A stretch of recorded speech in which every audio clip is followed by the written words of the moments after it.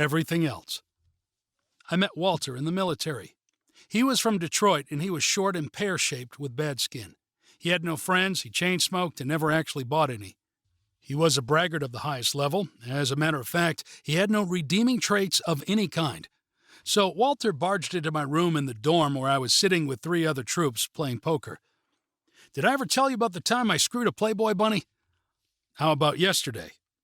"Well, that's not all. The next morning I woke up and went to the front window of the house, and there was a new Corvette in the driveway with a big red bow on the roof with a giant card that said, 'To my darling Walter, from your favorite bunny.'" "You are so full of shit. Why in the fuck would a Playboy bunny fuck you?" "Yeah. Was she drunk? Or did you hit her over the head with a bar stool?" I know. She was blind. I don't think there are many blind bunnies. Maybe she was just really stupid." "You guys can just all go to hell and back." "Hell and back?" "That's what I said." Walter then walked over to the big open window and announced, "If you guys don't take it back, I'm going to jump out the window and kill myself." The guys replied in near unison, "Go ahead and jump." So he did. Jump, that is, out of a 2-story window into an 8-foot rose bush. He scratched the shit out of himself. The military can be a great or tragic experience, save there is no great side for those who saw combat or served in a combat theater. I received combat training during the Vietnam War, but they never sent me. They sent me to Turkey instead. But I'm getting ahead of myself. My service experience began with basic training in Texas. We were flown there and got drunk on the flight with all these other geniuses. We were all so smug not knowing what was ahead. Besides, the recruiter promised a perfect assignment, not anywhere near Vietnam. The bus from the airport arrived on base about midnight, and we were all starting to sober up, making for a perfect end to an otherwise fateful day. The bus suddenly stopped at the base main gate. The door opened and tilted in that direction, and up the steps came a 7-foot-tall, 400-pound super-fit drill instructor. He delivered a scalding rant at a volume that rattled the bus windows. To this day, I have no idea what he said, but I decided at that moment that any resistance was futile and that my 18-year-old smart ass had best shut the fuck up. I also decided to become invisible. Even at the end of basic, our drill instructor barely knew my name. So there I was, a middle-class white from a colorless high school, in a colorless town in a likewise county of Christians. I was assigned to a room in the barracks where I met my roomies, a Jewish kid from Philadelphia and a black kid from Alabama. This was a real shake-up to my white Anglo-Saxon Protestant sensibilities. Later, we shared the fact that we were all a little anxious by this interesting blend of people. As it was, we all got along fine. It was definitely a growth moment for me. Following basic and military police training. Remember, I didn't pick military police. I was ordered to my new vocation. We got our duty station assignments. It seemed I was being sent to Turkey with 3 other guys. We were surprised and relieved because military police was a priority assignment to Southeast Asia. Still, 18 months in Turkey? It was a remote assignment, so I was saved from Nam for at least 2 years. And being that I had been accepted to be a K-9 Sentry Dog Handler, I was especially valuable for service in Vietnam, but fate sent me to Turkey. Getting off the plane in Turkey, the first thing that hit me was the smell. It was just like being back on the farm. A guy in a van picked us up for the ride to base. He gave us our initial introduction to life in Turkey, nicely. There was no screaming. I was leery of getting on military transportation. First, I learned that prostitution is legal in Turkey. Whoa, wait until the engineers hear this. Second, we were to be assigned a room once we get to the barracks. Third, every person was assigned a houseboy who would clean, make our bed, do our laundry, shine our shoes, and run errands. All of that for the nominal fee of $5 a week. Heaven. Fourth, we didn't have to report for duty for 3 days. We were to stay in the barracks and rest. Who would have guessed the military would be this great? Well, turned out there was some reasoning behind this accommodation. They knew we were all about to come down with either the turkey trots or plain old explosive diarrhea. 24 hours in the bathroom and 24 hours to recover. Perfect. Being new in military police, I was automatically assigned to the worst job possible. They give me an M16 rifle, a flashlight, poncho, canteen, parka, and gloves. My job was to occupy 64 square feet of tarmac in front of a fighter plane and shoot anyone trying to steal it. A shift was 8 hours, no breaks, except for about 3 trips to pee, and at the 4-hour mark, a cup of cold black coffee. I now fully understood the rampant consumption of alcohol on base. Mixed drinks were 25 cents at the club. Oh, baby, let me in after guarding a couple 1,000 pounds of aluminum. Some guys were okay with the duty, believe it or not, but the notion of being shot at in Vietnam now had a strange appeal. I was promoted to inner fence line, back and forth on 200 feet of fence, but at least you could walk, pee on the shadows, bring a thermos, and sneak a smoke. Better, but still terminal tedium. On the first night, I heard a voice from outside the fence. "Hey, over here!" Holy crap, I almost rejoined the turkey trot fraternity. The voice was the Sentry Dog Handler, Steve something or other. He too had endured the 64-square-foot prison on the flight line and volunteered for the dogs. "You should try to get in." He explained that his job was simple. He guarded a couple of acres of grass in the dark. You were on your own, and nobody would fuck with you because of the dog. So you listened to the radio, smoked, played with the dog, drank, and generally just hung out. "Drink?" I asked. "I've got peppermint schnapps tonight. I'd give you some if it wasn't for the 2 12-foot fences between us." "Won't someone smell the booze on your breath?" "Nope. The dog again, and the management don't care about us at all. We're dirty, smelly, with no military bearing." "Boy, it sounds great. What's next?" "We'll be at the club after shift in the morning. Stop by and you can meet the troops. We like to sit in the corner because we aren't very popular." Before you knew it, I was a dog man with my canine buddy, Angus. K9 meant I had to relocate to the dog wing of the barracks. The 3-story building had wings off a central core. Dogs were the ground floor, north side. The entry was through a black door with skull and crossbones painted on it, with the message, "Canine only." Cool. I would soon share in the power and perception of the dogmen. No freshly pressed uniforms, complete with unauthorized canine patches, no shined shoes, highly modified holsters. Even our .38 special revolvers were combat-worn from the Korean War. We carried Bowie knives strapped to our leg, along with assorted dog gear hanging from our duty belts. On one level, we looked like a ragtag bunch of armed convicts. On another level, we looked like a group of badass armed mercenaries with attack dogs. Once in the midnight chow hall, one of the guys forgot his chow card and pulled his gun on the poor one-striper checking passes, all of which added to our badass reputation. Truth was, it was all show. Like guys driving hot cars to impress the girls. Without hot cars or vicious dogs, we were just a bunch of scruffy-looking farmhands. Most of us were in the enlisted men's club one night when a bar brawl broke out. We were the first ones out the door.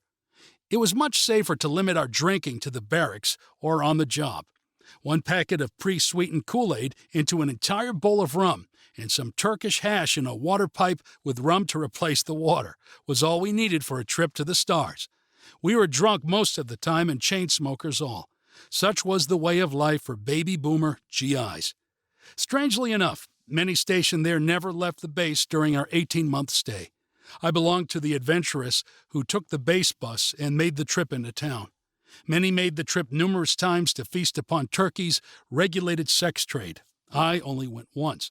The city had blocked off one street, and as you approached, there was an army checkpoint where they were checking IDs. I don't know why. None of us was over 21. We proceeded into a narrow street with large store-type windows on both sides, with girls displaying their wares. It was not what I expected at all. It was grossly tacky, with the girls beaconing us to check them out. These chicks were old and shop-worn. Yikes, and all for $1. There was one place that had a cute blonde girl with a line out the door. Along with my fellow inmates, I left shortly. One guy stayed and ended up falling in love, eventually spending every available moment there on the pound, short for compound. He was so far gone that we had to disarm him at weapons checkout. "Holy fuck, I lost my gun." "You're fine. You left it with Stanley." "Oh, okay." I saw him years later in a checkout line at a grocery store in the U.S. He remembered me, but not the pound, which made no sense. "No shit, are you sure it was me?" "No doubt, dude." Another dog handler, Stanley, had an especially horny dog named Yule, who loved to hump Stan's leg. Stan even taught Yule to jump over his back when he was bent over. Really cool. Anyway, we occasionally had groups visit the kennel for a dog show of sorts. The dogs would run an obstacle course and do various tricks. One sunny afternoon, we had a children's church group attend. Stanley and Yule took the stage for the bend-over jump trick. Too bad Yule decided not to jump over, but instead landed on Stan's back and started humping. I vividly remember the look of horror on the pastor's face as he tried in vain to distract his young charges. Not knowing any better, the kids thought it was part of the show. The kids applauded, looking over their shoulders as they were rushed back to the bus. Eventually, 4 of us dog men were set to move off base and have our wives join us. Before the move, the 4 of us decided to go on a road trip to a town on the Mediterranean near the Syrian border, about 150 miles away. This was also on the cusp of the 6-day war between Israel and Egypt. We paid the taxi driver an exorbitant amount in American money for our one-way trip. Astonishing what you can buy in the Middle East. Upon arrival, we went to a tiny hotel that one of the guys knew about. He knew the manager as well, so we were welcomed like celebrities. They gave us the entire 3rd floor of the 3-story building, which consisted of 4 rooms. We paid handsomely in American cash and got anything we wanted. Delivered to the room, booze, hookers, drugs, and food. One of the guys asked for a day at a no-questions-asked beach with 2 girls, a waiter, driver, and a tent, plus food and liquor for the day. Elsewhere, Stan and I were given a ride to a special house. The manager ordered a tea service and a water pipe with grade-A Turkish hash, and after a lot of pleasantries and getting ripped, our host signaled for the parade to begin. Must have been 15 of them. Some were undoubtedly underage. But all was cool here. We were asked where we wanted them. Back to the hotel? Of course. Incredible experience. Legendary debauchery on a warm, beautiful day. This was the highly sanitized version. 6 weeks later, I was back in the States getting married. Meet me in person, and I will fill in the gigantic gap. When the wives arrived, we were all in adjoined apartments. Any comparison to U.S. apartments is purely coincidental. Our unit was new, with 1 European bathroom and 1 with a porcelain hole in the floor. Our first dog family was Roy and Nancy. They spent a large amount of time in bed, as judged by the fact that whenever you dropped by, it took forever for them to come to the door, and when they did appear, it was inevitably in a bathrobe with wet hair. Roy was about 25 and had been married for 5 years. Apparently, during that time, it had not diminished their carnal interests. In other words, they fucked like a couple of minks night and day. Mike and Linda were the polar opposites of Roy and Nancy. Mike was cold as a stone, lamented Nancy to my wife over coffee. One day, my wife suggested Nancy answer the door when Mike came home, soaking wet with an ever-so-short towel around her waist, then drop the towel at the right moment. Well, she did, and Mike's reaction was, "Ew, you're all wet." So much for romance. Actually, I liked living in Turkey. We lived in the better part of town, shopped in neighborhood stores, and ate at local restaurants. Dinner for 6 in one of the best restaurants would run about $20 American. Cash, of course, including wine and tip. And the food was remarkable. Anyone who hadn't had Turkish, Greek, or Armenian food should try them. Our apartment, although new, had no heat or cooling. There was a hole in the wall that looked like it was intended to accommodate a stovepipe. So we set off to the main shopping area in town, which was more like a really seedy flea market. We traveled by horse-drawn taxi, which was fast and cheap, with some sheer terror thrown in at no additional cost. In the absence of a phone book, you pretty much had to just go and hunt around. You learned fast that in this part of the world, shopping wasn't simply picking something out, paying for it and leaving. In a short time, we came across a place with wood stoves, which were common there. Once in the store, we were essentially attacked by the shop owner, hoping at the same that he spoke some English. We told him we wanted a wood stove to heat our apartment. He showed us a few, and we quickly picked one out. He trotted back onto the street and yelled something in Turkish, then asked us to have a seat in his reception area with lovely assorted wood boxes. About a minute later, a young boy appeared with a tray of tea. There were kids everywhere delivering tea at a dead run. I don't know how they did it, and they never spilled the drop. The shop owner poured the tea, then the mandatory haggling started. We got out a piece of paper and a stub of a pencil. Then, of course, he licked the lead before he started to scribble. He started out with what we were going to need: the wood stove, stovepipe, and assorted goodies, plus delivery and professional installation, all for $2,500 American cash. It was an unbelievable price, knowing, of course, that he was obviously trying us on. I countered with $50. As you can imagine, he almost fainted. He indicated it would ruin him and he had children to feed, and his mother had been ill. He countered with $75. I was thinking, holy shit, talk about flexibility. I almost went down to $10, but after his $2,425 discount, I didn't want to push my luck. We sort of split the difference at $60, and I accepted. He was overjoyed and probably thinking how fucking stupid I was to pay that much. He agreed to bring the stove by the next day. True to his word, a horse-drawn wagon appeared the next day with a couple of skin-and-bone octogenarians. They spoke no English, of course. The stove was very fucking heavy, and I knew that they would be way pissed if I offered to help. Our apartment was semi-subterranean, so they had steps to deal with, and they had the specialized equipment to handle this beast. Yup, they did it all by hand. Just picked the fucker up and started walking. They didn't screw around, and before I knew it, they were done and off in the dust with their steady steed.